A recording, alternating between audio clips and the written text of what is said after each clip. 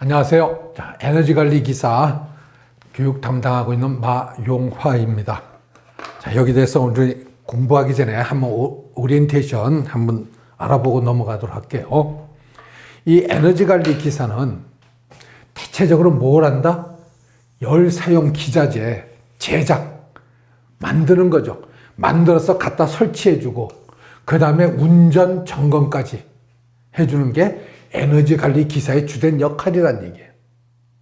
즉 다시 얘기해서 알기 쉽게 해서 보일러를 갖다가 직접 만들고 제작하는 거죠. 그래서 하청받은 그 업체에 가가지고 다시 설치해주고 그 다음에 운전 점검까지 해주는 게 기사들의 주된 역할이고, 에너지영 합리화법에 적합한 안전관리자로 선임돼야 된다고 그러는데, 여기서 한 가지 우리가 참고로 알아야 될 게 하나 있습니다. 안전관리자로 선임한다고 그랬는데 우리나라에는 이 자격제도하고 면허제도가 있어요. 그래서 지금은 많이 없어졌는데, 옛날에 이제 보게 되면 80년, 70년대 때 유행하던 자격증 중에 하나가 뭐냐면 주판, 그다음 부기, 이런 자격증들이 있었어요. 타자 자격증. 근데 이 타자기 두들기고 주산 막 놓을 때요, 꼭 자격증 가진 사람만이 넣어야 되는 게 아니고 일반인도 할 수가 있다는 얘기예요. 이게 그냥 자격증 범위입니다. 그 다음에 면허증은 법의 보호를 받아요. 우리가 잘 아는 운전면허 같은 거 보면 운전면허증 없는 사람이 핸들을 잡았다, 그건 살인미수죠. 반드시 면허증 가진 사람이 운전해야 되죠. 그럼 여기서 나오는 에너지관리 기사는 뭘 얘기하느냐? 에너지관리 기사는 자격증이면서 뭐 돼 있다? 면허화되어 있는 겁니다. 그래서 법의 보호를 받아요. 그 법 중에 하나가 바로 여기서 나온 대로 에너지 이용 합리화법.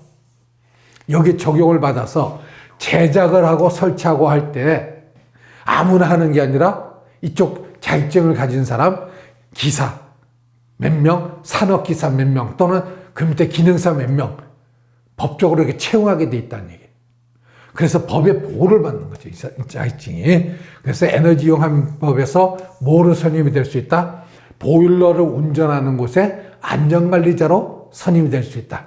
즉 다시 해서 보일러 기사로 들어갈 수 있다는 얘기가 되죠. 자, 이런 에너지 관리 기사가 자격증을 따서 취업을 나가는 거 보게 되면, 공기업 같은 경우는 한국에너지공단, 열 사용에 대해서요 다 주관해 주는 게 한국에너지공단이죠. 그 다음에 지역냉난방공사, 한국전력공사, 에너지경제원, 한국에너지정보문화재단, 이러한 것들은 전부 다 뭐다? 공기업이에요. 그러니까 쉽게 해서 자격증을 가진 사람 중에서 뭐 한다? 시험을 응시해 가지고 그래서 이제 뽑는 거죠. 이런 데 들어가면 이제 근무하기가 편하죠. 기술직 공무원 같은 경우 산자부라든가 환경부, 문화체육부라든가 조달청, 이러한 것도 역시 뭐가 된다? 시험을 보고 들어가야 되는 거죠. 국가고시시험, 공무원 시험 봐가지고 들어가는 거고, 일반적인 기업의 이제 대기업적으로 보면 삼천리 같은 경우, 그 다음에 린나이라든가 귀뚜라미, 그 다음에 경동나비안, 요새 뭐 선전 많이 하죠. 이런 데는 직접 뭐 하는 곳이다? 사기업이면서 제작을 하는 거죠. 이제 여기 말고도, 여기는 안 써있지만 이거 말고도 바로 뭐가 되냐면, 이제 우리 연세 드신 분들 같은 경우 정년 퇴임을 하고 대부분 이제 현장에서 나왔을 때 빌딩 관리로 들어간다. 그럴 때는 에너지 이제 관리 기사, 산업기사, 기능사 이런 거 갖고 들어가서 바로 뭐가 되는 거예요? 안전관리자로 선임이 되는 거죠. 자, 이렇게 해서 취업처를 이제 이렇게 알아보시고요. 자, 다음 거로 보게 되면 응시 자격입니다. 그러면 기사는 어떤 사람이 응시하느냐?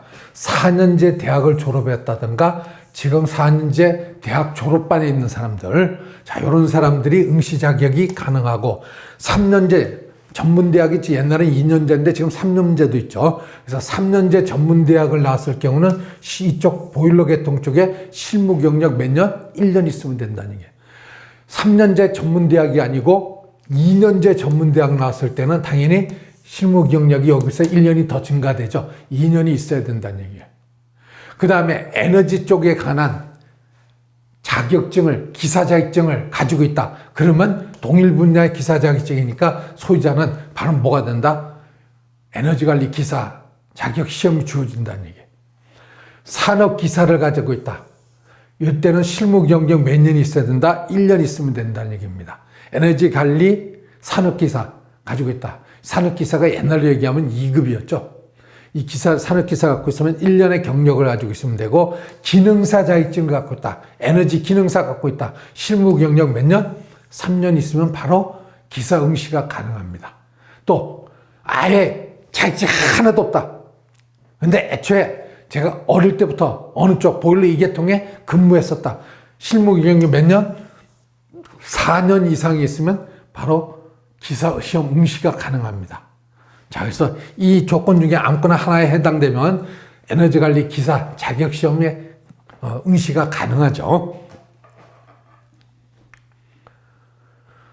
자, 이런 사람들이 1차 시험 이제 필기시험 봅니다. 2차는 이제 주관식 필답이 되는데 그건 좀 보내놓고, 1차 필기시험에 연소공학 20문제, 연력학 20문제, 계측방법 20문제, 열설비 재료 및 관계법규 20문제, 열설비 설계가 20문제에서 총 몇 문제가 나오냐? 100문제가 나옵니다. 100문제. 그래서 시간은 얼마를 준다고요? 150분 시간을 주는 거예요. 요거 한 과목 보고 30분 내 보고 다음 또 30분 후에 이거 보고, 그게 아니라 이 150문제가 하나로 나오게 됩니다. 그래서 여기에서 조심해야 될 것은 과목당 몇 문제 이상 맞아야 되냐? 최소한 8문제 이상을 맞아야 됩니다. 만약에 7개 맞았다. 과목 낙제해가지고 불합격돼 버립니다. 최소한 몇 개 이상 맞아야 된다? 8개 이상 맞아야 돼. 최소한 8개 이상. 즉 40점이죠. 수문제에서 그 얘기하면. 그래서 총 몇 문제? 100문제입니다. 100문제에서 전체는 얼마가 나와야 되냐? 60%예요.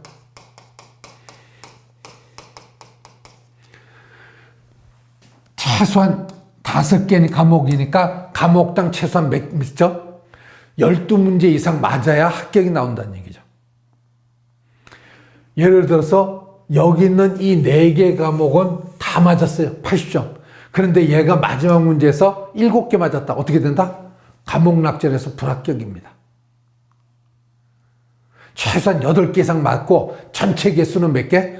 60개 이상 맞아야 합격이 된다는 얘기예요. 자, 여기서 조심해야 될 게요. 에너지 관리 기사 시험 보시는 분들이 많이 실패하는 이유 중에 하나가 바로 뭐냐면, 첫 번째, 100문제에서 100문제 다 맞추려고 덤벼들어서 실패합니다. 부탁하는데, 이 문제는요, 100문제에서 100문제를 다 맞히는 게 주목적이 아니고, 몇 점이요? 70점에서 80점 사이 맞는다 생각하시고 공부하시면 돼요. 그리고 보일러, 이 에너지 쪽에 전문적인 공부는 뭐가 된다? 현장 나가서 따로 공부하시면 됩니다. 여기는 완전히 시험 위주로 나와야죠. 시험에 점수 딸 수 있는 그 방법을 해야 됩니다. 그래서 책을 보시면 아시겠지만, 보통 에너지 관리 기사 시중에 나오는 교재들 보게 되면 페이지가 700~800페이지 돼요. 엄청나게 두껍습니다. 심지어 1000페이지 넘어가는 책도 있어요. 교재 보고 딱 질려버립니다. 근데 그 내용을 보게 되면 에너지에 관리된 내용은 무지하게 많은데 시험에 나오는 게 아니고 현장에서 봐야 될 그런 내용들이 많더란 얘기예요. 그래서 가감하게 그런 건 다 도려내야죠. 어쩌다가 그쪽 계통에 한두 문제 나옵니다. 무시해버려야죠. 그래서 요새 현재 시중에 나오는 거 보니까, 어떤 교재는 보니까 신화공이라고 해서 나와 있는 책이 있더라고요. 제목이 이게 뭐 이상하다고 봤더니 시험에 나오는 문제만 공부한다 해서 맞는 얘기죠. 그래서 에너지 관리 기사 자격증을 취득하기 위해서 시험에 나오는 정도, 그런 정도로 공부해 나가는 게 가장 이상적이라는 얘기예요. 여기서 딱 보게 되면 첫 번째 연소공학이라고 나옵니다. 대학교를 막 졸업하고 아니면 고등학교 막 졸업하고 이 계통의 시험을 보는 사람이다. 이런 사람들은 머리가 좀 돌아가는데 대부분 에너지 관리 기사의 시험 보시는 분들이 대체적으로 연세 많은 분들이 꽤 많아요. 학교 졸업한 게 학력은 좋은데 현장에 오래 있다 보니까 얘하고 담벼락 쌌죠. 그러니까 다시 펜을 잡고 하려면 내가 왕년에 이 정도까지 했는데 아니죠. 머리가 안 돌아가요. 좀 오리엔테이션에 이런 말씀드리 죄송한데 나이요 40대 넘어가 버리면 꿈과 이상이 없어지고 머리에 오로지 돈입니다. 돈 내는 짓거리 다 하려고 그래요. 그러다 보니까 책 참 놓은 지가 오래됐죠. 거기다가 예전에 공부할 때 단위는 전부 다 무슨 단위로 공부했다? 공학 단위로 공부했단 말이에요. 근데 지금 이 공학 단위 안 쓰고 무슨 단위 써요? SI 단위 쓰거든. 시스템 인터내셔널 국제적인 표준 규격 단위로 쓴단 말이에요. 이 단위를 다시 외워야 되죠. 그래서 첫 번째 연소공학하고 나옵니다. 보일러 계통 쪽에 계시는 분들, 공조냉동 쪽 계시는 분들, 이런 분들의 공통점이 뭐냐? 엔지니어 쪽이다 보니까 기계 쪽이에요. 근데 연소공학은 말 그대로 연소예요. 뭐가 많이 나온다? 화학이 많이 나와요. 화학이 나오는데 간단한 화학식은 좋은데 복잡한 학교식이 굉장히 많이 나옵니다. 이걸 컨트롤 못하니까 하다가요. 연소공학에서 많이들 포기합니다. 강의하시는 분들도 기계 쪽 계신 분들이 이거 어려워서 강의 못하겠다는 얘기 많이 합니다. 저랑 같이 공부해 나가면서요. 제가 얘기합니다. 가감하게. 무지하게 어려운 것들 있어요. 제가 여기다 풀 때 한 문제 몇 분이요? 5분 이상 푸는 거. 저는 풀어드려야죠. 당연히. 근데 5분 이상 걸린다. 여러분들은요. 그거 푸는 거 아닙니다. 문제하고 다 외워버려야 돼. 가장 이상적이에요. 그게 왜 그러냐면 요즘 시험은 예전 시험하고 틀려가지고 시험지에 탁 나와서 문제가 나옵니다. 그래서 5월 1일에 시험 본다. 그러면 5월 1일 날 전국적으로 에너지 관리 기사 시험 본 사람들이 같은 문제 놓고 앉아서 푼다는 얘기예요. 이게 예전 같으면 기출문제가 이제 이래서 나올 수가 있습니다.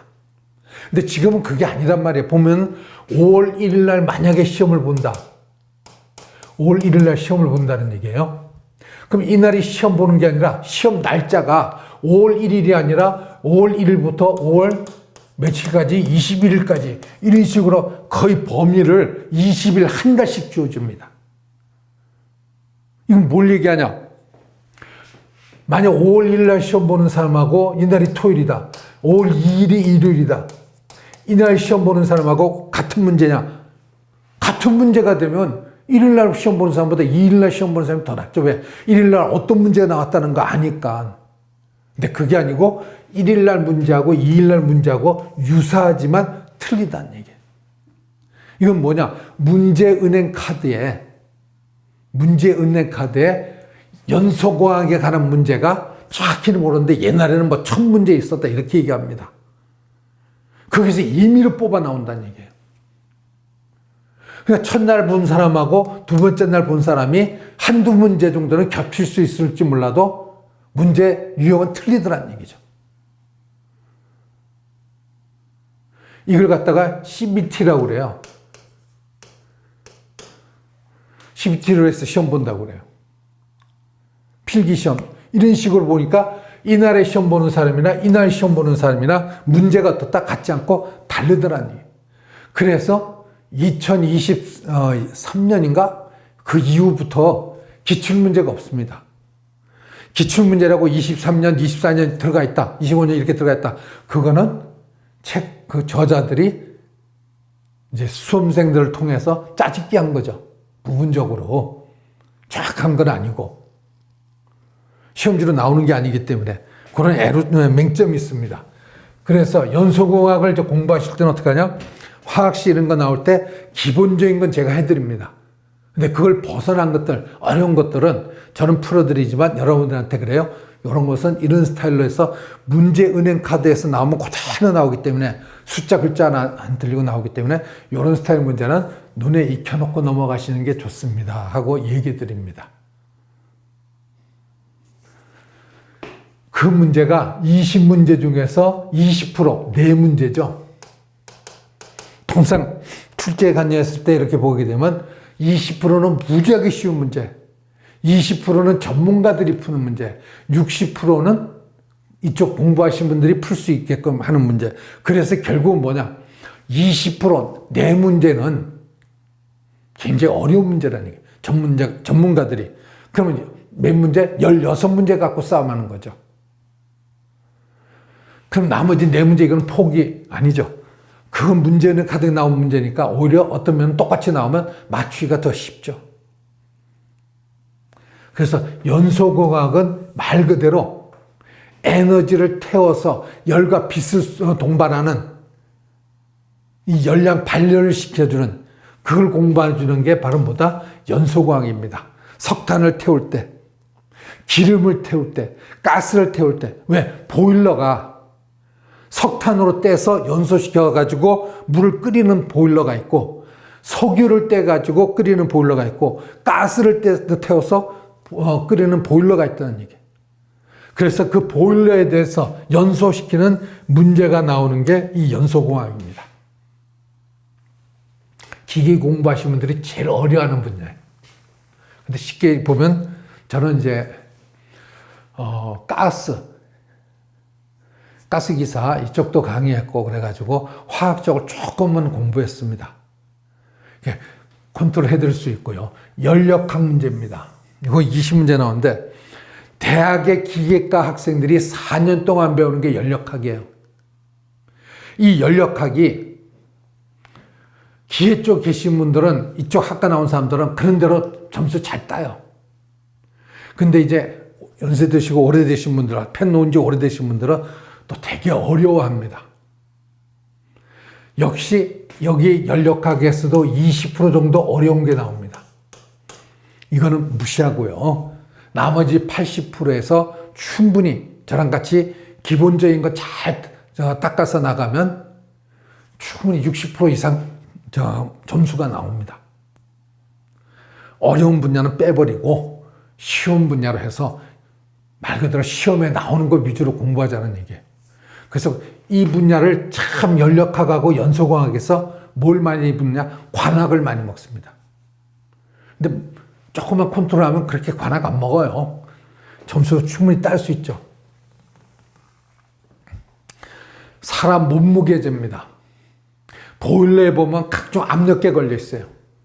압력계, 온도계, 유체가 흘러가는 걸 재는 게 뭐예요? 유량계. 그렇죠? 이런 걸 갖다가 우리는 뭐라 그러냐? 계산하고 측정할 수 있는 기기다 이렇게 얘기하죠. 계산하고 측정할 수 있는 기기. 이걸 줄여서 뭐라고 그런다? 계측기기라고 그래요. 계측기기. 이걸 더 줄이니까 뭐가 된다? 계자하고 기자를 넣어서 계기라고 그럽니다. 계기. 그래서 압력계 걸린 압력을 계기압력, 영어로 게이지압력 이렇게 얘기하죠. 즉 계측 방법에 대해서 수문제가 나오는데 이것도 바로 뭐다? 압력계, 온도계, 유량계, 그다음 종류가 많이 나오죠. 그다음 가스 쪽도 일부 나옵니다. 그래서 20문제가 여기서 출제되는 거예요. 좀 세부적인 깊이 있는 것도 얘들도 나옵니다. 그러나 일반적으로 다만 여기서 좀 조심하는 게 압력계 함 종류가 되게 많습니다. 온도계도 뭐 열전대 온도계 이걸 본 사람이 있고 못 본 사람이 더 많죠. 어떻게 생겼는지. 그렇지만 요거는 점수 따는 방법대로 공부해 나가야죠. 이런 거에 대해서 차곡차곡 공부해 주는 게 바로 뭐다? 계측 방법이다 이렇게 얘기하죠. 반면에 네 번째 열설비 재료 관계 법규하고 나옵니다. 뭐예요? 이거는 파이프 보일러에서 물을 끓여서 여기 보일러입니다. 여기다 공급을 해줘야 돼. 여기다 공급을 해줘야 된다니까. 그럼 여기서 나와서 이쪽으로 공급하는 라인 그려줘야죠. 이 나가는 라인은 전부 다 뭐다? 배관이죠. 배관을 씁니다. 동파이프 쓰면 수명이 오래가죠. 전열도 좋고. 그런데 단점이 뭐다? 가격이 비싸다는 얘기예요. 그래서 가정집 같은 경우는 보일러에서 파이프 깔게 되면 동파이프 같은 거 많이 옛날에 깔았습니다. 거리가 그렇게 많이 들지는 않으니까. 근데 큰 빌딩 같은 데는 그 동파이프 깔면 돈이 엄청나게 들거든. 그러니까 뭘 많이 깐다? 강간을 많이 깔죠. 강간도 종류가 많다는 얘기예요. 그 강간에 중간중간에 뭘 설치해야 돼요? 거꾸로 못 들리게 하는 밸브, 체크 밸브. 그렇죠? 그 다음에 일반 스톱 밸브. 여기에 유리한게 뭐 이런 거 부착한다는 얘기예요. 그러면 여기서 나오는 열설비 재료하는 게 바로 뭘 얘기합니까? 그런 배관의 종류, 그 배관에 부착되는 부속 기기들, 이런 것들을 배우는 게 바로 열설비 재료입니다.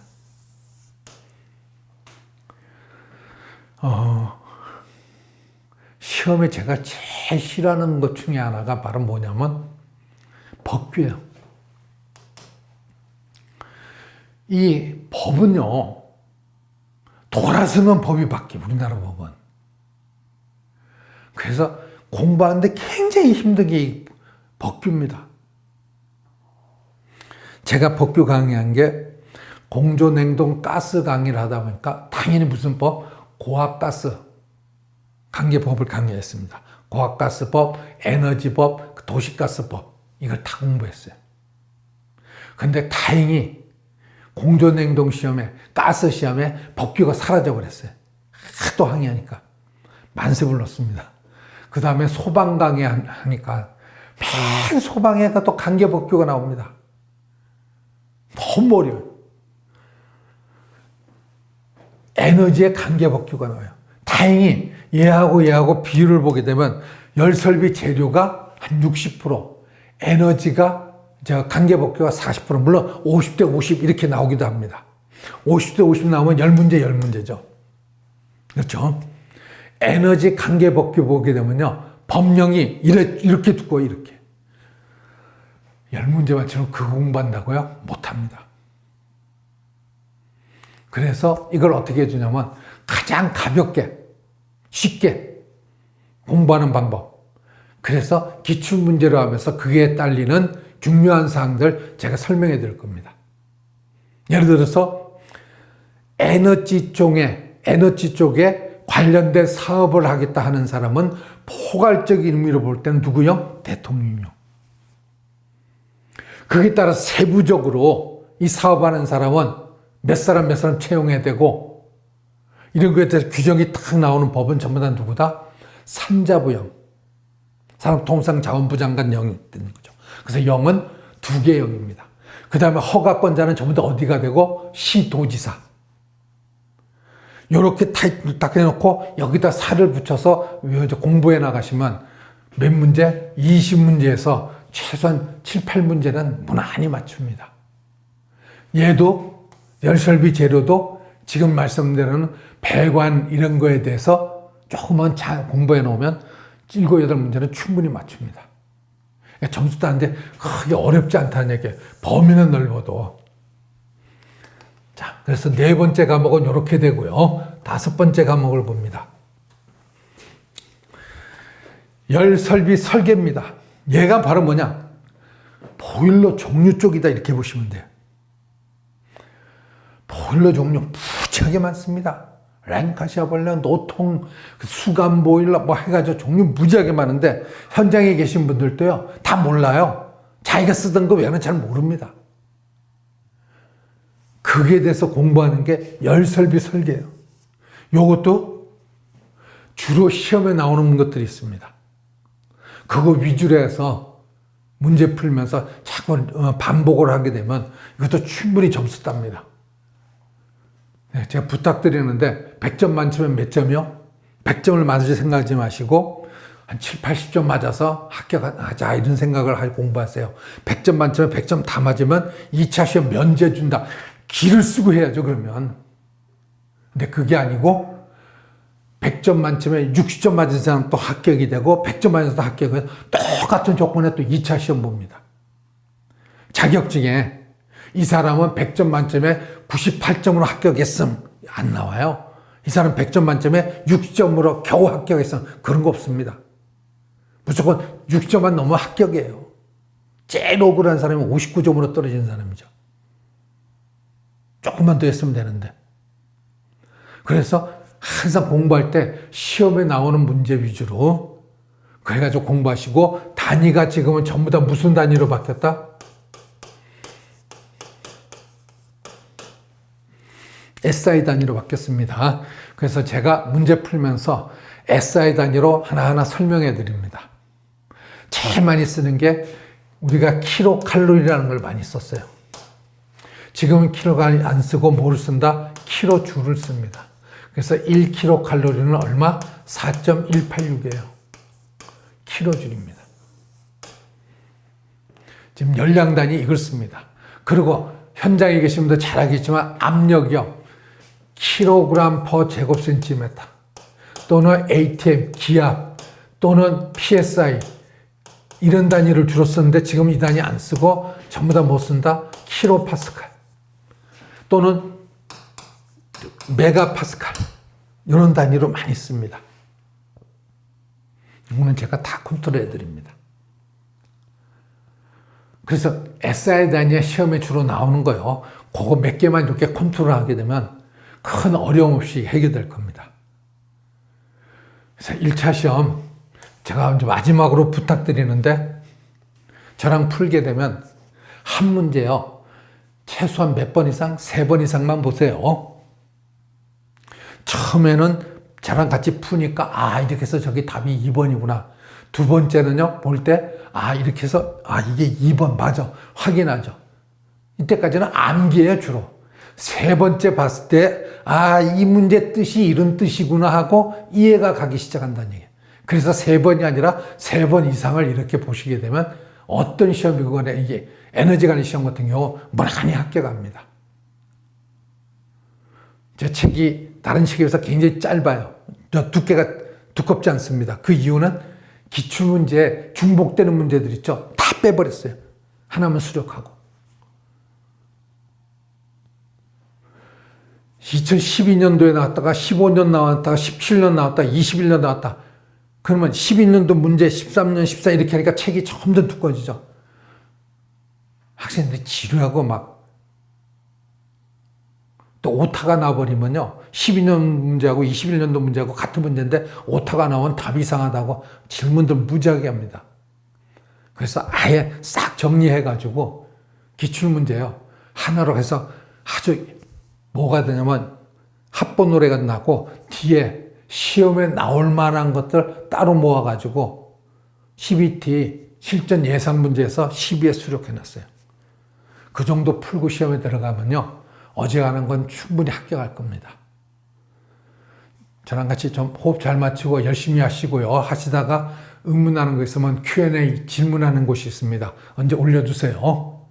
그냥 올릴 때 동영상 몇 강 몇 조 그러면 잘 모릅니다.